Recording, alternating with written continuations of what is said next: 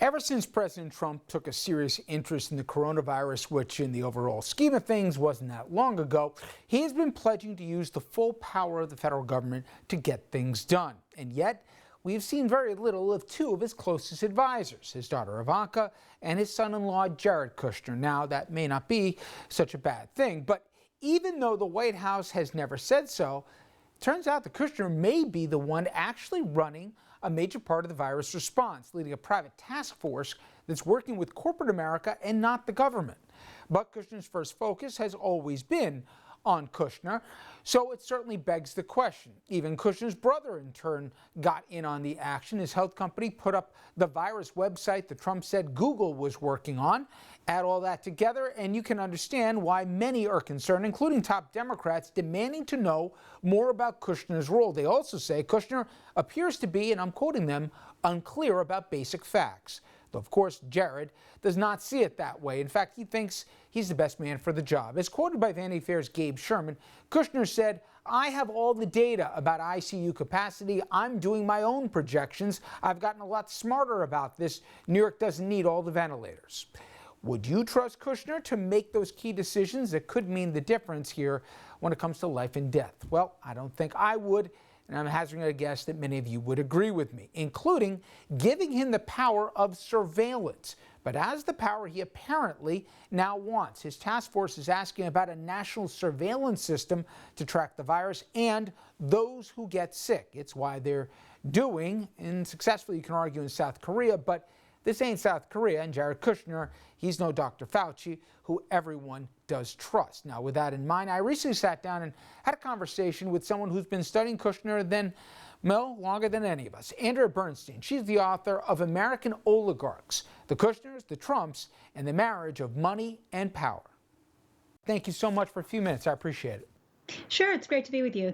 I want to play the soundbite that I think reminded folks of Jared Kushner's presence, even though certainly he had a large role behind the scenes. But nonetheless, when he said this got a lot of reaction. The notion of the federal stockpile was it's supposed to be our stockpile. It's not supposed to be state stockpiles that they then use. Like many, Andrea, when I heard that, my head almost exploded. And I know a lot of people went to you because you've written the definitive book here of not just Jared Kushner's rise here, but the melding of both his and the Trump family. Does he really believe, when he says things that he's clearly unqualified for, that he's the smartest guy in the room? Well, Jared Kushner is someone who, at a very young age, had immense responsibility. He became CEO of his family company when he was just in his mid-20s and signed a $1 billion note on 666 Fifth Avenue, which was then the most expensive office building purchase in Manhattan. At the height of the market. And he also, right around that time, took over a newspaper, the New York Observer. In most cases, both in his family business and in his newspaper, there were dozens of former employees who told me that Jared Kushner took the idea of disruption to an extreme, and that he had, these people told me, supreme confidence in his own abilities, even when he didn't have all of the information or visibility into a situation. So there were many, many examples where people felt that he was taking something that was working and tearing that down, along with reshaping the things that weren't working. I had limited experience, actually, with Jared when he was at the Observer, and obviously some of the folks surrounding it. He attempted, with no background, to forget with me, but also with his higher-ups, and it was, if people remember, a terrific publication, to re-explain to them the basics of journalism in almost the way you talk to a child. And I know that always resonated with a lot of folks, but it has carried over in that when he talks about a pandemic, though he's not an MD, and though he has no background whatsoever, he reportedly said, "I've read some books on this." Basically, he knows more than the authors do at this point.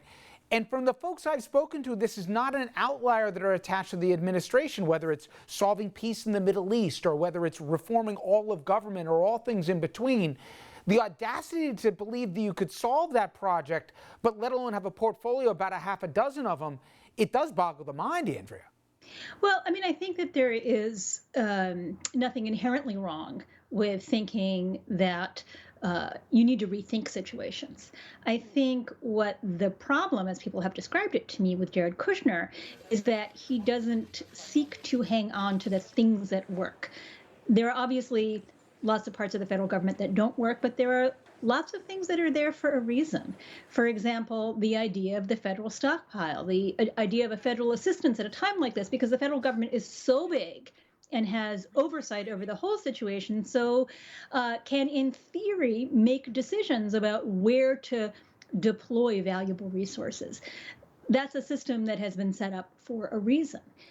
That said, he has certainly been eviscerated, has been Jared Kushner in many places. I mean, for those who saw Maureen Dowd's column and Sheila Goldberg's column, and people have been using you as a reference point, he certainly has not gone unmarked here by his comments and people questioning his competency, let alone experience, to justify it.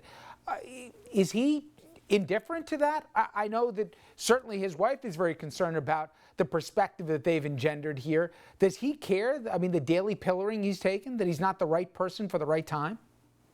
Well, it's hard to sort of get inside his head. I did think it was very interesting that he stepped forward and spoke in the White House briefing room. I think, count on my hands the number of times he's done that. Usually he's a behind-the-scenes person and sees his role of sort of shaping policy and not stepping forward and speaking publicly. So I did find that to be an interesting inflection point. And I think what we're seeing here is when you're in the real estate business, as Jared Kushner was and as Donald Trump was, it's a zero-sum game. Somebody wins, somebody loses. And the Kushner family, like Donald Trump and the Trump organization, has managed to come out ahead in many, many situations where their customers or partners or associates have not necessarily come out ahead, or their lenders. And what is different about this situation is Jared Kushner and Donald Trump, who he works for, cannot, in this moment of national emergency, just be successful for themselves. They have to be successful for everybody. And that is a very different business model from what either Jared Kushner or Donald Trump is used to working under. It's, I think, appropriate question given where we are on the calendar right now. You mentioned before that Jared Kushner comes from a family of people who fled the Holocaust and escaped. How does Jared Kushner reconcile the huge spike we've seen in anti-Semitism and hate crimes the last 3 years, what we saw that happened in Charlottesville, and his father-in-law's response to it? How does he coincide that with, obviously, at the same time saying we're the best friend to Israel? Well, what he has said is that his father-in-law has Jewish grandchildren, that he doesn't believe him to be a personal anti-Semite, that the people they do are haters. And Jared Kushner comes from a sort of branch of survivors of the Holocaust who feel, I mean, I think the sort of national government of Israel is an instructive example, because Jared Kushner is very close to Bibi Netanyahu and a big admirer of his. And their view is, to protect Jews, you have to stand up for Jews at the expense of everyone else. And that is the kind of government, the kind of nativist government that obviously Donald Trump promulgates, and that Jared Kushner, his son-in-law, has supported, that he sees that as ultimately standing up for the Jewish people. Amazing. Andrea, I really appreciate the time. And again, Andrea Bernstein's book, American Oligarchs, certainly applicable now. Thank you again for the time. Thanks so much for having me, and everyone be safe. We'll take a quick commercial break, and when we come back, we'll have some important reminders as we enter yet another weekend trying to stay safe at home.